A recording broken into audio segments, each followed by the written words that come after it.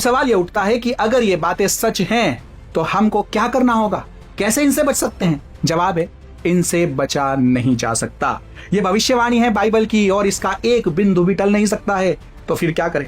Bible हमें सिखाते हैं कि उन दिनों में जो भी यीशु मसीह पर सच्चा विश्वास करता होगा और बोर्न अगेन होगा, उसको प्रभु यीशु मसीह बचाएंगे और रैप्चर में अपने साथ लेकर जाएंगे। पर उससे पहले एक ऐसी परीक्षा से होकर गुजरना पड़ सकता है कि क्रिश्चियंस को उस समय मार दिया जाए। देखिए, शैतान का आखिरी वार क्रिश्चियंस पर यह होगा कि वो कैसे भी करके ये 6 की छाप लगवा दे, बाई हुक और बाई क्रुक, साम दाम दंड भेद, कैसे भी करके अंतिम दिनों में वो सब कुछ ट्राई करेगा। आपकी चर्च खराब करेगा, आपके विश्वास को खराब करेगा, आपके पास्टर्स और टीचर्स को खराब करेगा। और इन सब से भी अगर आप कैसे तैसे करके बच के निकल गए और अपने विश्वास में बने रहे और आचरण में आपने अपने आचरण को ना छोड़ा और आचरण में ना बिगड़े, तो उसका आखिरी हथियार आपके खिलाफ यह होगा कि 6 की छाप लगवाई जाए। बाइबल में साफ लिखा है कि अगर एक बार गलती से भी आपने 6 की छाप ले ली तो फिर आप परमेश्वर के क्रोध के प्याले से होकर गुजरेंगे। प्रकाशित वाक्य अध्याय 14 उसका 9 से 11।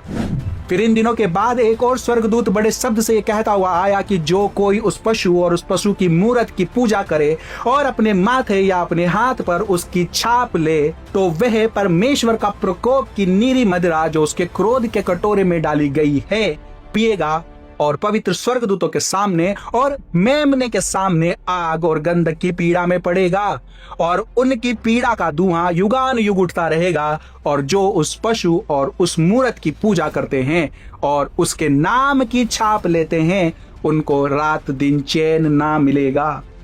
उस समय लोगों को इतना सताया जाएगा कि 6 की छाप लेने के अलावा उनके पास कोई और रास्ता ही नहीं बचेगा।